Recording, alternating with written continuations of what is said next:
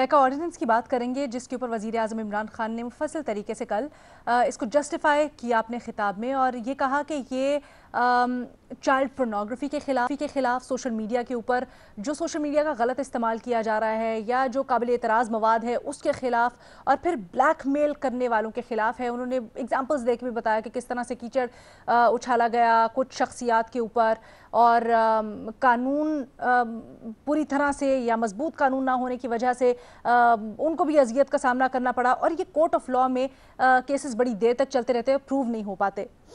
आज न सिर्फ इसके ऊपर बात करेंगे बल्कि इसमें जस्टिस अतहर मिनल्लाह ने आज मुख्तलिफ जो समातें हैं, जो मुख्तलिफ दरख्वास्तें हैं पैका ऑर्डिनेंस के ख़िलाफ़ उनकी समात करते हुए बड़े अहम रिमार्क्स दिए हैं। वो ये कहते हैं कि यहाँ तो कानून नाफिज ही नाक़दीन के ख़िलाफ़ किया जाता है। वो कहते हैं कि जी हद के इज़्ज़त का कानून पैका से अलग भी मौजूद है। वज़ीर आज़म की कल की तकरीर से लगता है कि उन्हें किसी ने सही तौर पर बताया नहीं, लगता है वज़ीर आज़म ने कि किसी ने दुरुस्त तौर पर मुआवनत नहीं की। ये जो अब रिमार्क्स हैं ये बड़े अहम हैं।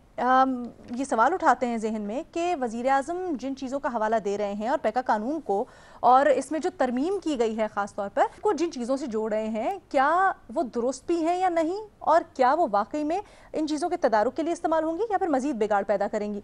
सवाल हमारा कुछ यूँ कि क्या हुकूमत पैका कानून में तरमीम करेगी, हाँ या नहीं, के ऑप्शंस हैं। अतहर, सबसे पहले तो वज़ीर आज़म ने जो अपनी तकरीर में सवालात उठाए, पॉइंट्स उठाए ख़ास तौर पर, वो कहते हैं ये पोर्नोग्राफी के ख़िलाफ़ है, ये ब्लैक मेलर्स के ख़िलाफ़ होगी। आज अदालत ने उसके ऊपर बड़े सख्त रिमार्क्स दिए हैं, कैसे देखते हैं आप इनको? देखिए, मोअज़्ज़ज़ अदालत ने जो भी कहा है ठीक ही कहा होगा, लेकिन जहाँ तक वज़ीर आज़म साहब का ताल्लुक है और हद के इज़्ज़त के कानून का ताल्लुक है, मेरे ख्याल में वज़ीर आज़म साहब को फर्स्ट हैंड एक्सपीरियंस है। उनका अपना केस 3 साल से अदालत के अंदर पड़ा हुआ है। एक शख्स ने उनके ऊपर इल्ज़ामात लगाए, उनकी इज़्दिवाजी ज़िंदगी के हवाले से वो हद के इज़्ज़त के कानून को इस्तेमाल करके अदालत में गए और 3 साल से उनको इंसाफ नहीं मिला। तो ये तासुर के इमरान खान साहब को इस कानून के हवाले से पता नहीं, उनको पता है और इसी वजह से मेरे ख्याल में वो ये समझते हैं कि कानून के अंदर किसी ना किसी तब्दीली की ज़रूरत है। अगर मुल्क का वज़ीर आज़म भी इंसाफ नहीं ले सकता हद के इज़्ज़त के कानून के तहत, तो दीगर लोग किस तरह लेंगे।